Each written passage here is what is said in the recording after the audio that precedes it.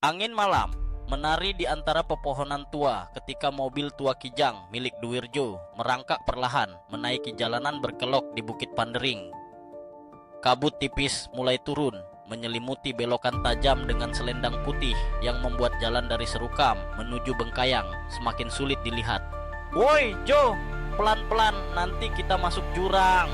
Faizal berteriak dari kursi belakang, jemarinya mencengkeram sandaran kursi dengan erat. Duwirjo mendengus. "Tenang saja Zal, aku sudah sering lewat jalan ini." Tapi tangannya yang gemetar ketika memutar kemudi mengkhianati kepercayaan dirinya. Erik Sugeng yang duduk di samping Duwirjo mematikan radio yang sejak tadi hanya mengeluarkan suara dengung statis. Aneh, sinyal radio hilang total. Sama seperti sinyal ponsel, tambah Ari Punggur sambil memandangi layar ponselnya yang gelap. Padahal biasanya di kilometer 7 masih ada satu bar. Mereka berempat adalah pekerja proyek pembangunan jembatan di Kabupaten Bengkayang. Keputusan untuk pulang malam setelah lembur terasa kurang bijak sekarang, terutama ketika jam tua di dashboard mobil menunjukkan pukul 11.45 malam. "Seharusnya kita bermalam saja di Serukam," gumam Faizal. "Terlambat untuk menyesal," jawab Duwirjo. "Lebih baik berdoa saja agar..." Tiba-tiba sosok putih melintasi jalan. Duwirjo menginjak rem mendadak, membuat mobil tergelincir sedikit di aspal yang lembab. "Astaga, apa itu?" teriak Erik, napasnya tercekat. "Perempuan? Aku melihat perempuan berbaju putih," jawab Duwirjo. Keringat dingin membasahi dahinya. Ari tertawa gugup. "Mungkin cuma halusinasimu. Mana mungkin ada orang jalan kaki malam-malam begini di tengah bukit." Duwirjo mematikan mesin. "Aku yakin melihatnya. Bagaimana kalau dia butuh bantuan?" "Jangan gila!" Faizal mencengkeram bahu Duwirjo. "Ini Bukit Pandering. Apa kau lupa cerita-cerita tentang tempat ini?" "Ya, mereka semua tahu cerita-cerita itu." Bukit Pandering terkenal dengan kisah mistisnya, terutama tentang sosok kuntilanak yang konon merupakan arwah seorang wanita yang mati bunuh diri karena patah hati. Ia menggentayangi jalanan berkelok mencari tumpangan dari pengendara yang lewat larut malam. Setelah terdiam beberapa saat, Duwirjo menyalakan mesin lagi. "Oke, kita lanjut. Mungkin memang hanya bayanganku." Mereka melanjutkan perjalanan dalam diam. Kabut semakin tebal, membuat jarak pandang hanya sekitar 5 meter. Erik menyalakan lampu interior mobil karena kegelapan di luar terasa mencekam. "Kenapa lampunya dinyalakan?" protes Ari. "Kau mempersulit Duwirjo melihat jalan." "Aku tidak tahan dengan kegelapan," Erik menjawab. Suaranya bergetar. Rasanya seperti ada yang mengawasi dari luar. Belokan demi belokan mereka lewati. Pada tikungan ke-9, mesin mobil tiba-tiba mati. "Ada apa ini?" Duwirjo berulang kali mencoba menyalakan mesin, tapi mobil tetap diam. "Bensinnya habis?" tanya Faizal. "Tidak mungkin, tadi aku isi penuh." Duwirjo keluar dari mobil untuk memeriksa kap mesin, diikuti oleh Erik. Ari dan Faizal tetap di dalam mobil merasa lebih aman. Dari jendela, mereka melihat Duwirjo dan Erik berdebat sambil memeriksa mesin. Namun, perhatian Ari teralihkan oleh sesuatu di kaca spion. "Zal," bisiknya, "lihat ke belakang. Pelan-pelan saja." Faizal menoleh perlahan. Di tengah kabut, sekitar 10 meter dari belakang mobil, berdiri sosok wanita berambut panjang dengan gaun putih lusuh. Wajahnya tertunduk, tersembunyi di balik rambut hitamnya yang terurai. "Ya Allah!" Faizal menelan ludah. "Ari, panggil Duwirjo dan Erik. Suruh mereka masuk sekarang."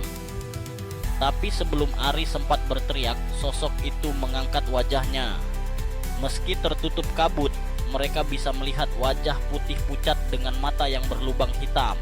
Bibir sosok itu menyunggingkan senyum mengerikan, memperlihatkan gigi-gigi tajam. "Duwirjo, Erik, masuk!" Ari berteriak panik. Duwirjo dan Erik menoleh melihat ekspresi teror di wajah teman-teman mereka. Ketika mereka melihat ke arah yang ditunjuk, sosok itu sudah menghilang. "Ada apa?" tanya Duwirjo sambil masuk kembali ke mobil diikuti Erik. "Kuntilanak," Pak Izal tergagap. "Kami melihatnya berdiri di belakang mobil." Erik tertawa. "Kalian pasti berimajinasi. Tidak ada apa?" Kalimatnya terpotong oleh suara tawa perempuan dari atas mobil. Suara tawa itu melengking tinggi membuat bulu kuduk mereka berdiri. "Sialan!"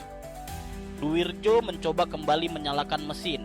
Ajaibnya, kali ini mobil menyala. Tanpa berpikir panjang, ia menginjak gas kuat-kuat, membuat ban berdecit di aspal. Mobil melaju kencang, terlalu kencang untuk jalan berkelok.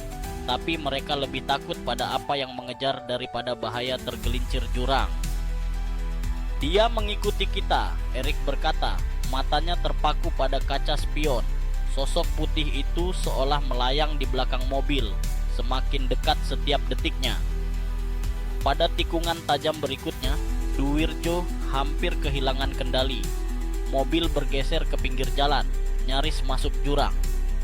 Jantung mereka berdegup kencang, adrenalin memuncak. "Lihat!" teriak Ari sambil menunjuk ke depan. Sosok kuntilanak berdiri tepat di tengah jalan, tangannya terentang lebar seolah menyambut mereka. Duwirjo banting setir, mobil berputar dan akhirnya berhenti dengan posisi menyamping di jalan. Keheningan mencekam, tidak ada sosok putih di jalan, tidak ada tawa melengking. Di mana dia?" Faizal berbisik, matanya nyalang menyapu kabut. Tiba-tiba wajah putih pucat muncul di jendela samping Duwirjo. Mata hitam berlubangnya menatap langsung ke dalam mobil, bibirnya bergerak-gerak mengucapkan sesuatu. "Ah!" Duwirjo menjerit, secara refleks menginjak gas. Mobil melesat maju, naik ke tanjakan terakhir Bukit Pandering. Perjalanan selanjutnya berlangsung seperti mimpi buruk. Mereka melihat sosok kuntilanak itu di setiap belokan, kadang di jalan, kadang melayang di samping mobil. Tawa melengkingnya terus menggema, seolah menggoda mereka untuk berhenti. Akhirnya, tepat pukul 00, mobil mereka mencapai puncak Bukit Pandering. Kelegaan membanjiri mereka ketika melihat lampu-lampu pemukiman Bengkayang di kejauhan. "Kita berhasil," Erik berbisik, masih tidak percaya. Tapi kebahagiaan mereka tidak berlangsung lama. Di tengah jalan menuruni bukit, sosok kuntilanak itu berdiri menghalangi. Kali ini ia tidak sendiri, 4 sosok putih lainnya berdiri di sampingnya. Tidak, Ari bergumam ketakutan. Duwirjo menghentikan mobil, tidak ada jalan memutar. Jika mereka mundur, jurang menanti. Jika maju, 5 kuntilanak menghadang. "Apa yang harus kita lakukan?" tanya Faizal. Sebelum ada yang menjawab, kuntilanak utama melayang mendekati mobil. Wajahnya sekarang sangat dekat dengan kaca depan, matanya yang hitam berlubang menatap langsung pada Duwirjo. "Kalian tidak seharusnya di sini," bisik sosok itu. Suaranya terdengar jelas meski kaca mobil tertutup. "Ini wilayah kami. Kalian telah mengganggu tidur kami. Maafkan kami." Duwirjo tergagap. "Kami hanya ingin pulang." Kuntilanak itu tersenyum. "Pulang? Kalian akan tinggal bersama kami selamanya." 4 sosok putih lainnya mulai bergerak melingkari mobil. Kabut seakan semakin tebal, menutupi pandangan mereka akan dunia luar. "Sebentar lagi fajar," Erik berbisik, suaranya nyaris tidak terdengar. Kuntilanak takut pada cahaya matahari. "Kita harus bertahan." Mereka mengunci semua pintu, menutup jendela rapat-rapat. Di luar, kelima kuntilanak mulai mengetuk-ngetuk mobil. Kukunya yang panjang menggores cat. Jam demi jam berlalu dalam ketegangan. Keempat pria itu berpegangan tangan, berdoa dalam hati masing-masing. Tepat ketika sinar matahari pertama muncul di ufuk timur, ketukan-ketukan itu berhenti. Duwirjo memberanikan diri membuka mata. Di luar, kabut mulai menipis dan tidak ada sosok putih dimanapun. "Mereka pergi," ucapnya lega. Perlahan mereka keluar dari mobil. Tubuh mereka kaku setelah berjam-jam dalam posisi tegang. Matahari pagi menyinari Bukit Pandering, membuatnya terlihat damai dan tidak mengancam. Berbeda sekali dengan suasana semalam. Ari berjalan ke pinggir jalan melihat ke bawah jurang. Wajahnya tiba-tiba pucat. "Teman-teman," panggilnya, "kalian harus lihat ini." Di dasar jurang, tersembunyi di antara semak belukar, tampak bangkai mobil Kijang yang sama persis dengan milik Duwirjo. Mereka berempat berpandangan, kebingungan. Duwirjo berbalik untuk melihat mobil mereka dan napasnya tercekat. Mobil itu perlahan memudar, seperti kabut pagi yang tertiup angin. Faizal mengeluarkan ponselnya yang tiba-tiba berdering. Ada pesan masuk. Kecelakaan tragis di Bukit Pandering. 4 korban tewas. Duwirjo, Erik Sugeng, Ari Punggur, dan Faizal setelah mobil mereka masuk jurang tadi malam pukul 23.45. Mereka saling berpandangan, kenyataan menghantam keras. Sekarang mereka paham mengapa kuntilanak itu berkata mereka akan tinggal selamanya. Dan dari kejauhan, samar-samar terdengar tawa melengking yang terbawa angin pagi.